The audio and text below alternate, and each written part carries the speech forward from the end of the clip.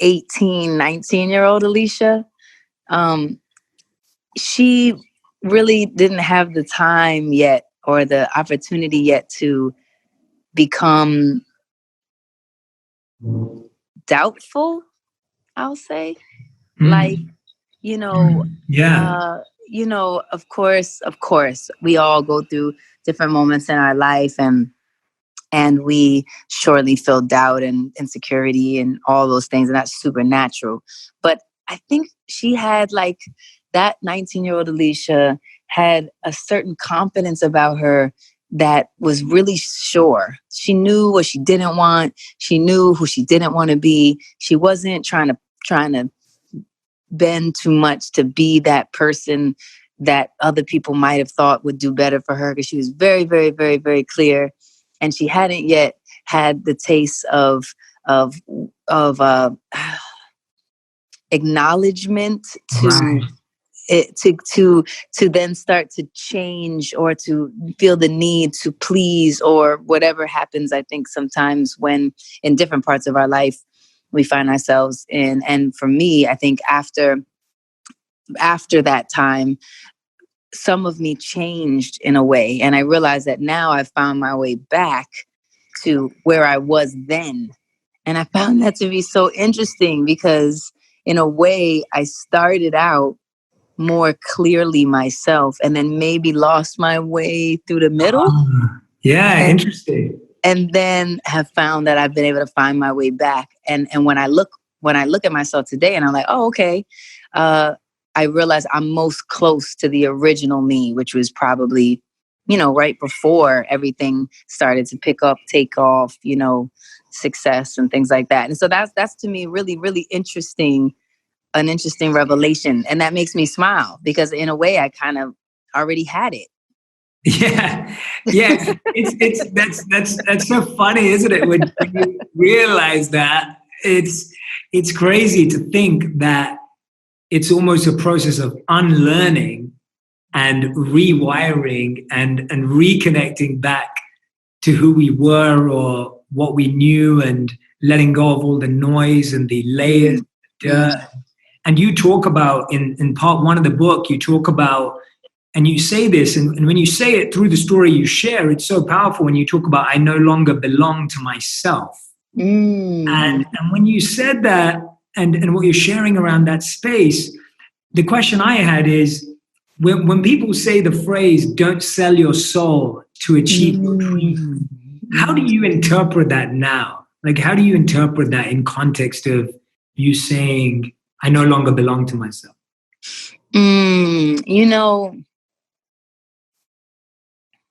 I think when you hear that phrase, don't sell your soul, you automatically assume that it has to do with financially, right? Mm-hmm. You automatically assume that, okay, people might offer you some absorbent amount of money and to do all these things that maybe you don't want to do. And so automatically you kind of think financially, don't sell your soul, literally don't sell it for a certain number, which is a great guiding light. And I agree with that as well, because I think that a lot of times when I'm making choices that have a financial incentive, a lot of the times I'll ask myself, if all the money was off the table, do you want to do this? If you had to do this for free tomorrow, would you be passionate about it? And to me, that's like the equalizing space and question that really makes sure that your soul and spirit and heart is in the right place, and that you actually are in love with something, So, but going back to the point, that's not the point. I digress. The point of it's beautiful. Keep doing it. Be free flow. Beautiful. The point of what you asked was, yeah. So I think when I hear don't sell your soul, I don't think so much financially. I think more spiritually, because there is a wealth and a richness that you have by protecting the beauty of who you are and your sanity and your wellness and the specialness of who you are. And each of us are special in this really beautiful, one of a kind way. And a lot of the times I think you will find, and I found, that in order to maybe ensure that this dream that I've always had could be real or be obtainable or continue on or whatever, I didn't value enough the beauty and the safety and the importance of my worth and my the need of being good to myself. And so in those ways, that's why I didn't belong to myself, because I started to want to do things from the best intentions, by the way. I did it because I wanted good things to come from it. I wanted people to be happy. I thought it would make people feel good. You know, it was all from the best intentions, but I didn't put myself first in that equation. And therefore, in some ways, I started to not belong to myself. Yeah, I think that's a beautiful distinction you've made there between selling your soul usually being a financial reference, or, I think you're spot on. That's what we usually think. We go, okay, that means I'm not going to sell out financially. Right. What Right. you wrote about is so much more of an existential, spiritual question. And I think that that's a really beautiful distinction that are not a lot of people make. And it almost feels like the one you're more tested on. And that's actually harder to maintain, because you may still be able to stick to your passion. But I'm fascinated that since you were 4 years old, there were two constants I noticed in your life. So one was, and I wanted to share both of them because I think both I admire in different ways. One of them was, you say you knew that one day you'd be a singer, and you knew that in your gut since you were 4.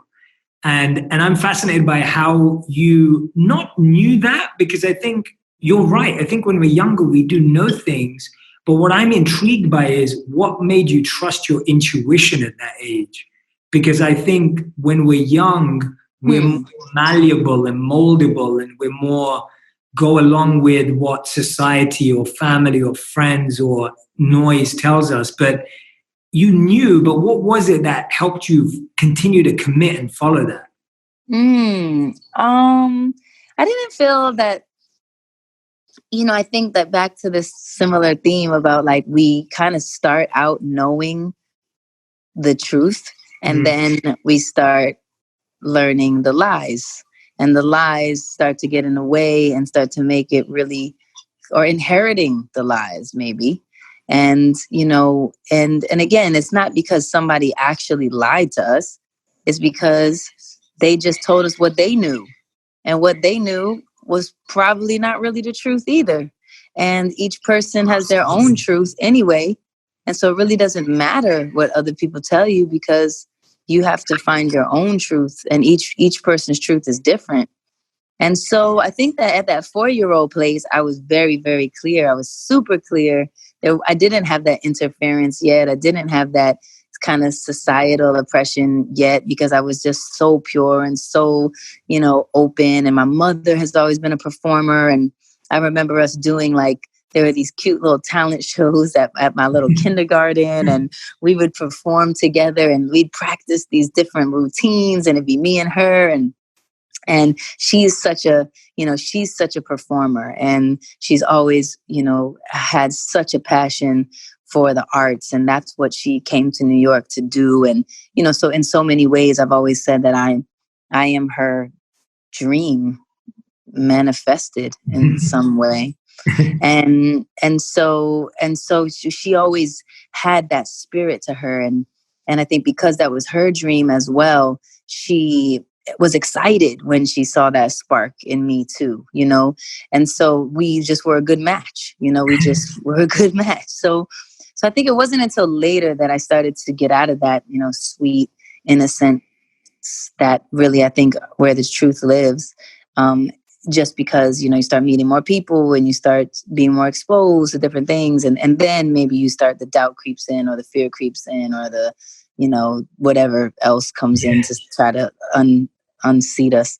But in that 4-year-old space, I definitely knew, and there was no doubt. And I'm clear about that. Yeah, and I love what you said there. We start with the truth, and then we learn the lies, or we inherit the lies. I think that's such a beautiful statement. It's poetic, but it's so true as well. And the other constant that I noticed in your life as I was reading through the pages was your friendship with Erica since you were 4.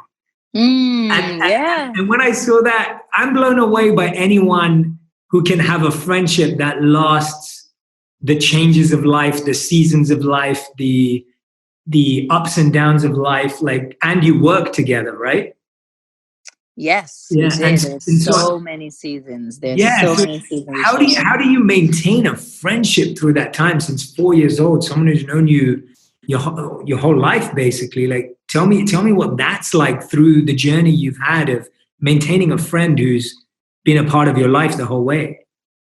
Yeah, I think it was quite natural. We knew each other from very young, and just because her family lived in the building that I lived in, and so that's how we kind of connected and met, and then we had similar trajectory, just meeting up in that way, and then we were reintroduced to each other um, later when she was in college, and her uncle Norman was the one that said, hey, Erica is doing music, and I know you're doing music, and maybe you guys can connect. And so we reconnected because we already knew each other, and then we realized how much we understood each other, which I think is so rare. It's like I can literally count on my one hand the amount of people that actually understand me, and I'm sure that I understand them, and there's like a real connection there that's that's so genuine and pure. So when that happens, that it's rare and it's special, and so from there we just continue to conversate, and she was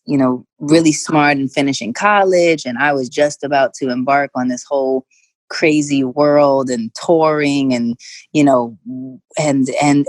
just, the timing was just as it was meant to be. And so then we transitioned from kind of the friend only to the friend and colleague, and growing together in this space. And it was very comforting for me because it was nice for me to have somebody that I knew and trusted and felt close to my age and to my experience and that type of thing. And so it just was all timing, man. So I think that for most of it, it was quite easy, as I think the best relationships are. You don't have to, I mean, sure, all relationships take work to maintain, to understand, to have the, communication that's necessary for them. But I think the best relationships are always quite easy and fluid. And so that was one of them. Oh yeah, that's interesting. You say that the best relationships are generally meant to flow naturally. Like, it's almost like it shouldn't have to be incredibly hard work. Right. And Yeah. that's what I'm That's what I hearing. find. Yes. Yeah, that's beautiful. It's a nice way to look at it, because I almost feel like we're programmed as humans to believe, like, if we're working harder for something, then it's more important. You know what I mean? Like, we Oh kind of, my gosh. you I know, so understand that. you know what I Yes. mean? Like, we feel like that. We feel like if I'm not working hard, then it can't be worth it. Like, we have Uh, that conditioning, that storytelling in our mind. And so sometimes I feel like people stay in relationships because it's harder work, and they wear that as the badge of honor. And we see that as like, we've achieved something today. oh my gosh. It's so, no, you're so right. And in fact, more recently, have I truly, truly, like in the past 4 years, to be honest, have I truly said, like, if it's not flowing, I'm not doing it. Because I Mm, had to finally understand that it's like this whole idea is swimming upstream, and this whole idea of like yes. it's just the most difficult thing ever, and yet we still fight for it and fight for it and fight for it. I did that for so long, and finally I realized, like, wait, if it's not flowing, it's not flowing for a reason. But Yeah. it's quite hard. It's quite hard because even, but I listen, even to, 2 months ago when I was preparing for the Grammys, I had the hosting, all of my ideas for that, and this one very particular idea that I had was absolutely not coming to life. And I could not let it go. I could not. I kept fighting and pushing and finding another way, and I'm gonna find it, and I won't give up on it. And I kept on, and I kept on, and I kept on, and here I was telling myself previously that if it doesn't flow, just let it go. But here I was back in that thing. No, this is worth it. I'm gonna fight for it. I'm gonna find it. They won't defeat me. I'm here. I'm gonna do it. I mean, and finally, it took my husband one night. He was like, Alicia, I'm watching you, and this thing is consuming you. I mean, you can't even think about anything else because all you're working on so hard is this thing that it's obviously not coming together. I think you should let it go. And he finally had to bring me back to like my own promise to myself. Yeah, wow. It's so crazy that you touched on that, because I'd actually taken an excerpt out of the book that I wanted to read to the audience, because it just really, like, it was like a punch in the gut when I was reading it in a good way. And it was exactly this piece. So this is reading from the book, More Myself. And Alicia says, oh wait, I'm going to find the exact piece that I love. Here we go. So This is cool. sorry, it would be much better in your voice, but I'm reading it out because I picked it. But it's at the time I wouldn't have described it that way, nor did I truly understand that there was a flow with my name on it. But from this side of life, I can see how every moment, every experience, every pivot, even my supposed missteps, have been life's way of getting me where I have always been meant to go. Rather than resisting the current, I've learned to surrender. And, I thought that was absolutely beautiful. So I guess my question there is, like, how do you because I agree with you on both sides, and I see both in myself too. And I want to learn from you here. How do you know when too much is too much for yourself? And I don't mean as a principle, I mean as a principle for you. How do you know when it's worth the fight? Because there are times in this book where you have to stand up for your values. You had to believe in what you're doing. And there are times where you're like, actually, I just have to surrender. How do you find that balance between those two places? Man, I still struggle with that constantly. Me too. To be honest, I sometimes I'm so clear, and I know, this isn't it, and I have to let it go. It's better to let it go. Sometimes I'm so clear, and a lot of times it takes me quite a while, and I find myself, like I just explained, having to remember and relearn what I thought I already knew. And I thought I already knew I didn't want to fight or have to go against the flow, So sometimes it's quite clear, and sometimes it's not as clear to me. And I guess that's okay, that's okay. But I know that if I feel it, if I'm feeling, I know I definitely have learned to trust really much more that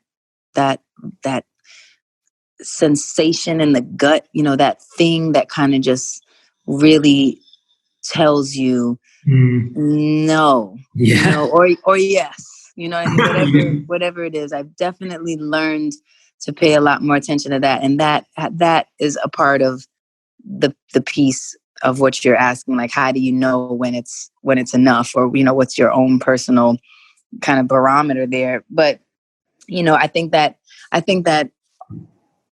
that's personally something that I'm constantly working through, to really drop into to what I know to be true. And, because I think we're all around so much noise, and we're around so many damn opinions. Like, Lord, the amount of opinions, it's like, how do you navigate yourself through all the opinions? Because part of it is great. It's wonderful to have these different perspectives, and it feeds you, and you kind of can see it from different points of view. And that's really great. But then there's another part of it that it can just become so noisy. So to drop into that space in your gut that literally, like, if you don't feel it, you do know you don't feel it. You do know that. And you can try to convince. I'm a good convincer. I try to convince myself that I feel it, and I try to explain in myself, and I try to rationalize myself. But I do know when I'm not feeling it. And so I'm learning much better to just be comfortable with that, and to know that that's for a reason. And even if I don't understand that reason right now, there's a reason why it's not feeling right, and to really just trust that. Yeah, no, absolutely. And I appreciate your honesty with that. It is such a hard thing to know. And that's why I asked you, because I think we all struggle with that. In where the book gets starts to get really just where you just open up even more, and you get such an intimate look into how you've got to where you are today and the relationships in your life. In one of the chapters, you talk about your relationship with Carrie. And what I find fascinating about that is just how you're able to understand how different people come into your life for different reasons. And you talk about how women and men, but we choose someone, you talk about women specifically, you talk about you choose someone that's either like your father or not like your father, right? Like that kind of like extreme. And a lot of people can relate to that. And, me and my wife often talk about that. We talk about the similar traits we have to our parents and how I complement some of those things that she loves in her father, or, the differences that we have. And we start to see that. Tell me what you were able to learn from these different people in your life at different times that helped you with the relationship you have now, right? You've got two beautiful kids and you're happily married. Like, what were the things that you learned that helped you build the relationship you have now? Oh man. And just overall with anyone and everyone, or specifically? Wherever you want to go with it, wherever you feel comfortable to go with it. So what situations or what relationships have shown me or helped me to get to where I am now, where I'm able to have a really healthy, just loving, reciprocal relationship is kind of what you mean? Yeah, exactly. Yeah, what I mean is, sorry if I'm not explaining myself well. What I mean is that when you talk about your relationship with Kerry and you talk about, how you feel that how he was brought into your life to teach you certain things. So I'm fascinated by what some of those lessons were and how they continue to be useful in your life now. Oh my gosh, yes. So I mean, the biggest one, definitely, and it's just so incredible. And again, back to that self-reflection and back to that being able to look at it from this clear vantage point now. It's so apparent what Kerry and I were brought together to create, and what he was brought to teach me was very, very, very important, deep stuff. And I know one of the stories that I share in the book is, I like I said, we inherit all these things, and I had this habit of that my mother she does all the time, and it's kind of like this self-deprecating thing that I guess is like a little bit of, it's a little bit of like takes the weight off, and kind of maybe it's sort of a joke, but it's actually, just and I would do this thing that I picked up from her where I would say, well, my luck. And it was almost like it's almost like protection, so that if something didn't go right, I already knew that was okay, and well, because my luck, so that's probably, it was like a disclaimer or something. And I didn't even know I was doing that, and I didn't even realize I was doing it, and it became just a habitual thing that I would say. And so we'd be talking, and I was like, well, because my luck, and he was like, why do you say that? And I was like, what? And he was like, what is making you say that? And I was like, what are you talking about? It's like, it's not even that serious. What are you talking about? And he really pointed out to me that, by me using those words, I was basically asking the universe to give me bad luck.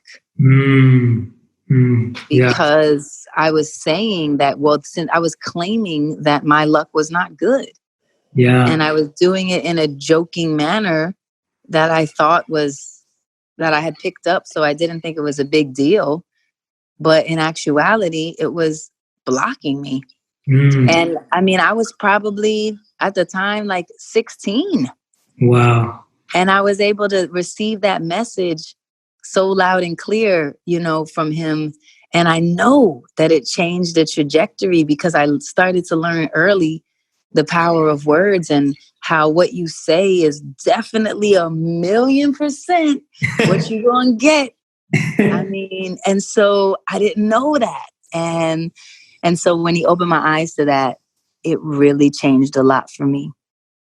And so things like that, he really, he gave me those kind of gifts, and it really helped to shape a lot of my, the way that I looked at things, and the way that I started to say things, and what I would remove from my vocabulary, or just remove from the things that I learned, before him. So there's so much that he shared with me and taught me that I know has contributed to my, my mindset, the way I see things. Yeah, that's beautiful. Thank you for sharing that. It's when you talk about it in the book and you talk about just how it's shocking to me because the things that you're talking about, and then I look at how old you are in that section, I'm like, what? No way. Like, it's almost like there's so much wisdom in your soul and you're so mature, and then at the same time you're reflecting so deeply at, choices or decisions that you saw leading you the wrong way. And it's so interesting just to see that juxtaposition of just rechecking. I'm like, oh wow, you're only 16 then, it's, and there's so much life experience there. And one of the things I love about the book that I think has been done beautifully is you have these short notes at the beginning of some of the chapters from people in your life, like your father, your, sound engineers, like so many different roles. And I think Yeah. those could be an incredible window into the scenario and situation when I'm reading it. And I was wondering how, because I think this is such a common thing for so many people, like as they grow up, their relationship with their parents either strengthens or weakens. How did this process help you heal your relationship or further or deepen your relationship with your parents of going through this process of reflecting on all of this again? Or how has that journey taken place for you through your spiritual growth? Yeah, no, definitely. I mean, I think in so many ways, in a lot of ways, um, it's done so much of that. Even hearing the stories that my mother shared and realizing her perspective and realizing how things must have been for her during these different times, especially when she talks about kind of, choosing to have me. And, it wasn't the kind of traditional scenario when she got pregnant, and she wasn't kind of on the trajectory to marry my father, and it wasn't, it wasn't the, what we are told is kind of the way things are supposed to happen. It didn't happen like that, and that could have been really, really difficult for her, and surely it was, and she had to make some really hard choices. And so just hearing kind of her perspective and her story, and but then still understanding that regardless, she in essence, chose me. She chose me. you know that Absolutely. that is what that is, like things like that. Just as a daughter, you don't, I mean, of course, if you step back, of course your parents, I guess, choose you, because once they choose to go forward, they chose you and they're going to stick it out for good, bad, or indifferent. But as a daughter, you don't think like that. Like, you don't really think like that. And so to have those moments now on this side, and also being a mother and understanding like the weight of what that actually means, is it just deepened my respect and my, love for her so much, which I don't even know how that can get any deeper, because she's literally my one and only. Like, she truly, in regards to consistency and actually being there for me for real, it's her, and that's it. But to learn more about that and her, doubts and insecurities and things she had to overcome, really just brought me closer to her. I think just as a woman, as a woman.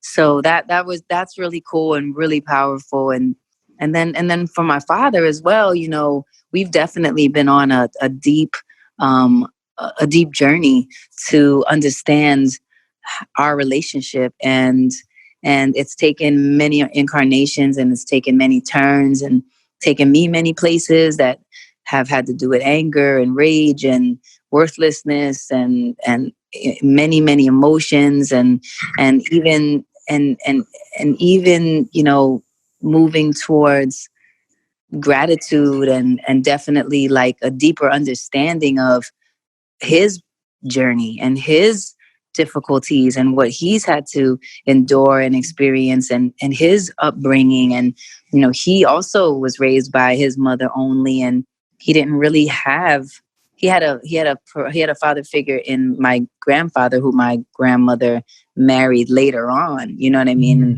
But in regards to like him having a father figure, how does one learn how to be a father? What, you just Yeah, born knowing how to be a father? Like, how do you know? How so do you know? true.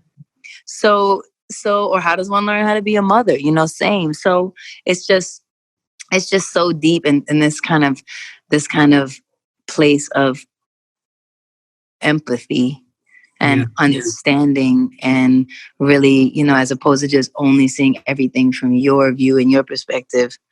I think that's what it's given me the most, of being able to see it from multiple perspectives and multiple views. And to your point, even those intro chapters and things like that create another perspective of how to look at it and how to see it. And ultimately, that's our experience, I think, is how we see it, is the experience we have with it.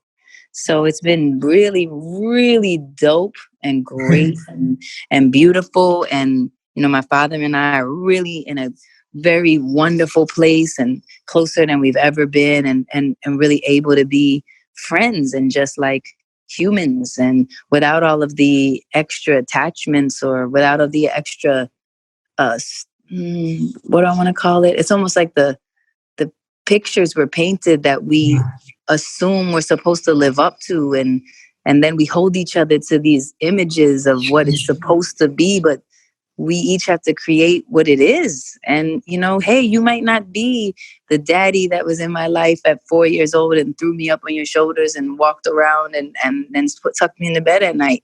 That might not have been of our experience, but that doesn't mean that our experience isn't valuable, and that our experience isn't special too, in the way that it was meant to unfold. So that empathy has definitely come through in a lot of ways. And I love that this book has assisted that. Wow, that's so powerful to hear that the pictures and the visions that we, like our fiction writing brains, create of what it should look like and what it should feel like. And then you start realizing that no one has what it should feel like or look like. Like it doesn't really exist, and that our experience is different. And what I'm hearing you say also is when we develop the emotional skills our parents didn't have, that's when we realize how hard it is, right? Like it's almost like there's an expectation of your parents to be a certain way, but then when you try and become that yourself, you realize how hard it is to gain those qualities and those perspectives. Does that make sense? Yes, absolutely. That does, man. And you're a mother now, so you must see it from that perspective again, like almost like the 180 flip of being in that situation and seeing that in your children. It's that's definitely a mind trip. It's really interesting, and I think the biggest part for me comes back to what we talked about already with the unlearning and the just the what the truth is for you, and just really recognizing what it is that you want to bring for them. What do you want to let go of, even in yourself? Because I think that's one of my favorite things about being a parent, is that they're teaching me so much about what I want to let go of, and what I no longer want to bring forth, and that is so interesting and crazy. And so it's something else. Yeah, it's always nice hearing that about how much. I don't have kids yet. We don't have kids yet, so we haven't had that gift in our life yet. But to hear that from your perspective of how much you're learning back from them is phenomenal. And I know that my community loves hearing about how relationships form, especially partners and husbands, wives, or marriages, or partnerships of any form. And what I found fascinating was that you and your husband actually go way back. But it's funny to read that you were actually turned off by him because of how flashy he was, and the fact that he'd brag about completing a beat in 10 minutes. And by the way, I've been a big fan of his beats for a very long time. And music too. So I was kind of like, it's tough this way. So what tipped the scales in his favor? Like, what was it that allowed you to recognize that this was the person you wanted to be with? Oh, it was so interesting. It's such a journey because, like you said, and we talk about it, I actually love the story of us in the book a lot, because it really, I think, comes through really purely as to the experience. And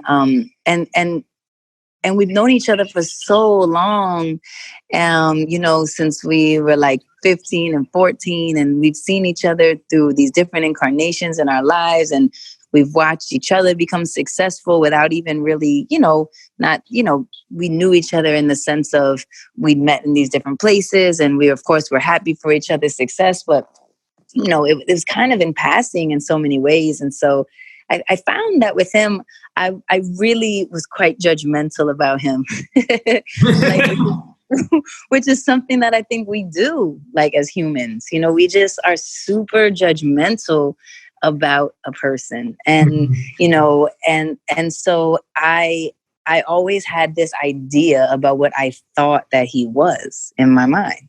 And that particular thought that I thought that he was something that I didn't find to be something I wanted to really get to know more of, or, I thought it was, to your point, like I wrote, quite flashy, very over the top, very kind of obnoxious, ostentatious. It was completely the antithesis of who I believe I am, or who I believed I was, and just the energy that I carried. And so I was always so like, there he goes again. And like, he can't just have a fancy car. He has to have the white Phantom, right? He can't just have like a really nice chain. He has to have like 5 diamond chains. It's like, it was just like so over the top and so much. So I drew these conclusions about him. And every time that I connected with him, I was always like, wow, he's so cool. Like, I didn't realize how cool he was. And I'd always be introduced to the real him, because as we do a lot, we judge each other and assume that we know something about people, and we don't. And so it wasn't until that I actually started to communicate with him or converse with him that then I was like, wow, he's quite interesting. He's like, he's always thinking about something that's so interesting. And so that it was the actual getting to know him, and really just the peeling away the layers of what I assumed, and actually getting to know the spirit of the person. And I think that when I look at it from now, and I know for a fact that the universe and God definitely knew what they were doing when they brought us together, because it's completely this, we both have what each other didn't have before us. And so there's this beautiful thing where he's taught me so much about, like, greatness and bigness, and being unafraid of this enormousness that we have within us. And you don't have to be afraid of it. You don't have to not step into your 5 diamond chains. Now, you might express that in a different way, and you might want to express that brilliance and brightness in another way, but you don't have to be afraid to express it. You don't have to hold it back and repress it. You don't have to not want wonderful things for yourself. You don't have to be afraid of anything, not your wealth in any capacity, not the wealth of the love that you have that you want to give, not the wealth of the ideas that you have that you want to create, not the wealth financially that you want to be able to have and give and share. You do not have to hold it back. And I only held everything back until I met him. And he was a really, really big teacher to me about how to walk into my greatness and not apologize for it. And it's really deep. It's really deep and really amazing. And I'm so grateful for it. And I've also given him a sense of grounding, and a sense of deepening, and a sense of really looking at things from a more expressive place, or a more, intimate place, because I'm more internal and he's more external. And so it's really been so special to witness the way that we were both obviously meant to bring each other this energy. And so we complement each other so beautifully, and it continues to be that way. I'm so blessed for that. Yeah, I'm so glad you shared that, because I feel like in this online dating world, or social media dating world that we missed, I often find that people are judged so quickly, and we make decisions over whether we could or could not have a future with someone so instantly. And it's almost like you guys wouldn't have been together if it was just based on that initial Mhm. or that initial, and then, like you're saying, like, you can see the greater reason for you come together. You can see the abundant life that you've been empowered to live for yourself through both of you coming together. And it's incredible to think it wouldn't have happened because of an initial judgment. And one of the parts I love is where you talk about this. So it says, that your husband said for years that you wouldn't take your wedding ring off, even after he presented you with an upgrade. And I quote, "That's Alicia for you. Less is more." And so I was like, but so it seems like you've still stayed to that. Like, less is still more for you, Yeah. but you've been able to appreciate more, right? That's kind of what I'm hearing. Yeah, I'm still who I am. Yeah. And I am a person that does prefer simplicity. I realize, it just feels better for me. Hmm. But I also have learned to appreciate, and within that simplicity, to Yeah. find that the simplicity doesn't mean I have to want nothing for myself as well. It's like a beautiful line. But so yes, there's a much more, I think, a much better balance. Although still at my heart, that's the type of girl, woman that I am. I'm a quite simple person. I love that. One of the big things that you see in your life that shift is your experience in Egypt. And when you returned to New York from Egypt, your whole team noticed that you changed, you shifted. And you go on to say that you started using the single most powerful word a pleaser can ever speak. And that's no, right? And I think so many of us today have a challenge with that word in so many areas of our life. Tell me what the experience was in Egypt that led to you getting that confidence, because I think for a lot of us it's just we're not giving ourselves the permission to say no, because we don't want to let others down, because we Mhm. want to be seen as good people and caring people. Tell me about the importance of using that word and how it's changed things for you. Oh my gosh, so important. It's so important, man. And it's like, we associate so much guilt with looking out for ourselves, and I don't know why we do this. Like, we're so comfortable to make sure that we're doing all the best things and the right things for everybody else. For that, it feels like you're completely in the right, in your rightness. But when it comes to looking out for what's best for you, we are so guilt ridden about it. And I think it's just, I am so finished and done with that. I would really like to rewrite that whole story. It Wow. is whack and it's not real. And I don't know what it is. And I don't know who told it. And I don't know if it's like women like really deal with this even more difficultly than men. I don't know. I'm not a man. I can't speak for men.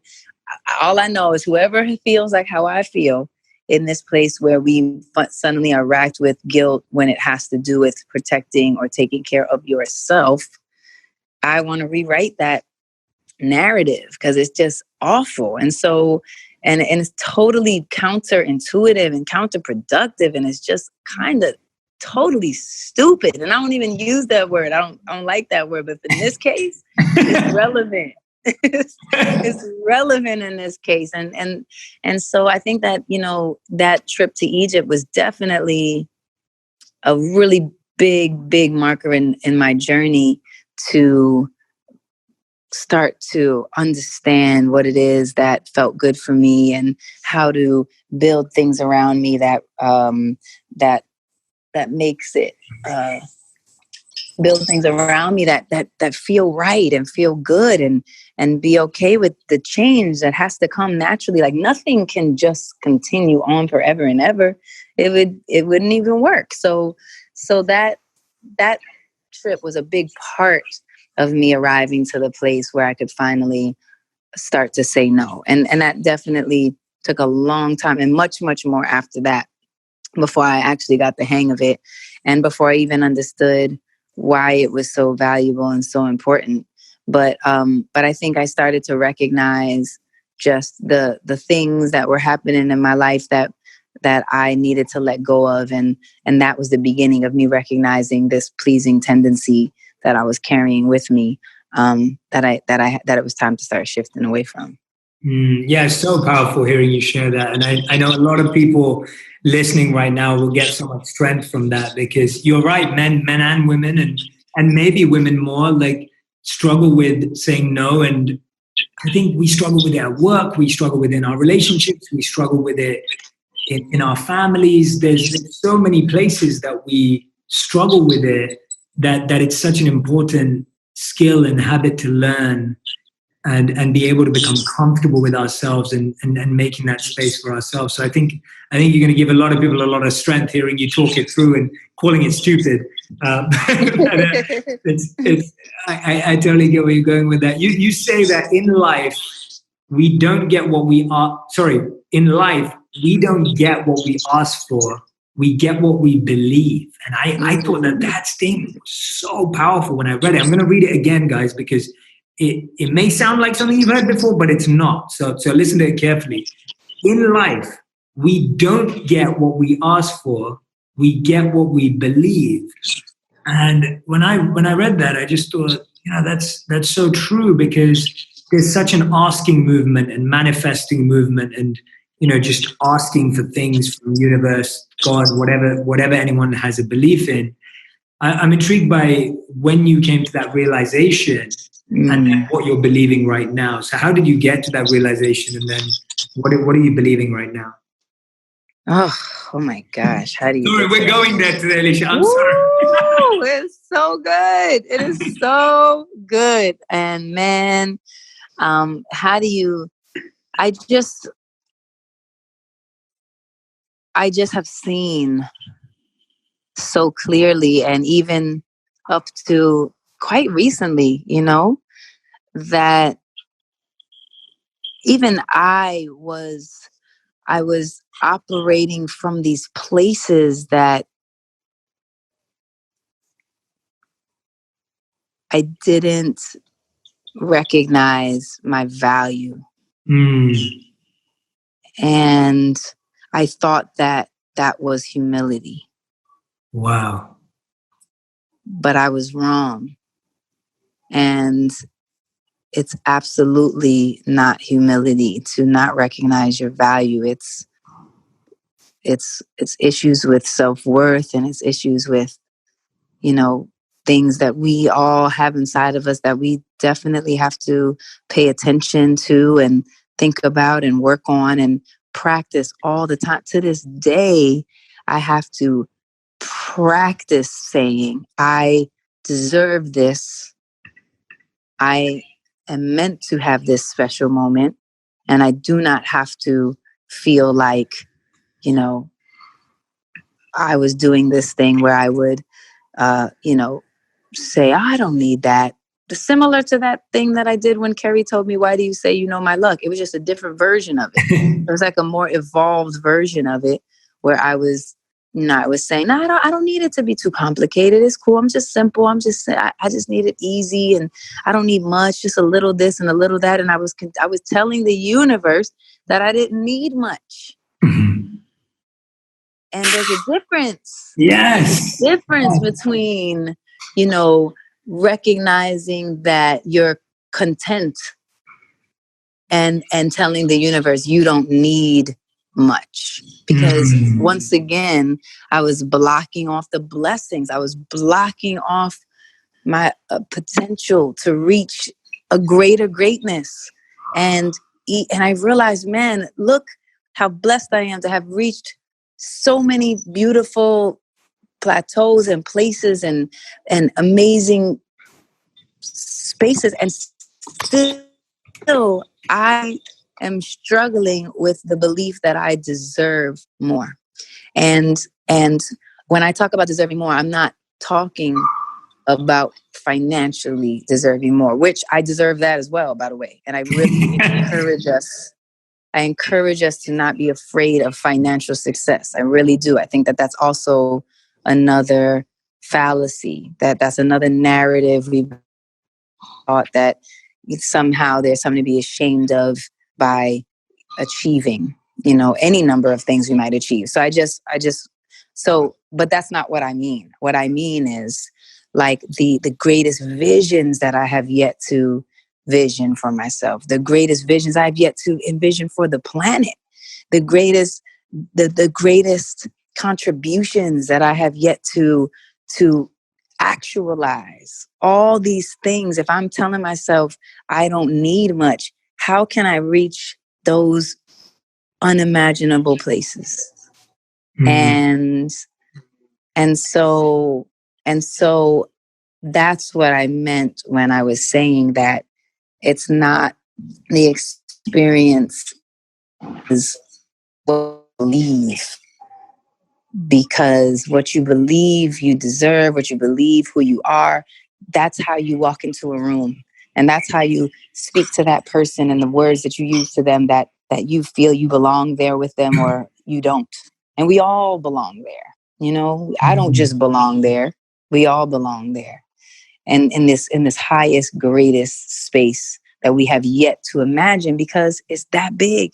We might not even be able to see it yet.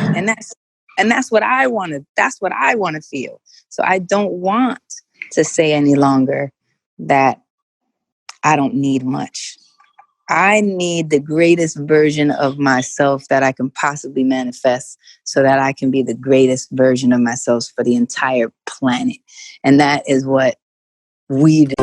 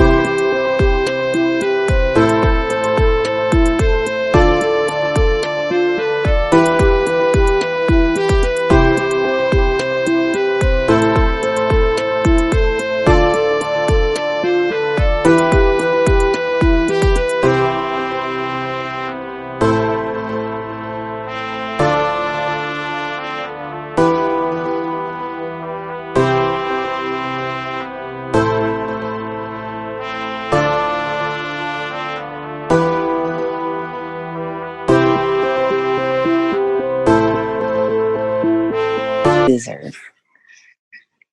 So well said. So beautiful, so powerful, so amazing to hear you say that. I can resonate with it so much, because I talk so often about how I grew up in the rhetoric of I always had just enough, and I always had just enough. And it was always about just enough, which meant you never had enough because it was just enough, right? It was just. And it ended up leading to so many challenges in so many areas of my life, where you end up not realizing that there's a difference between selfishness, there's a difference between sufficiency, and then there's a difference with service. And that's what I'm hearing you say is like, selfishness is where you just want more for yourself. Sufficiency is like, I've got enough. And then there's service, where it's like, I want more for the whole planet. I want to be able to, give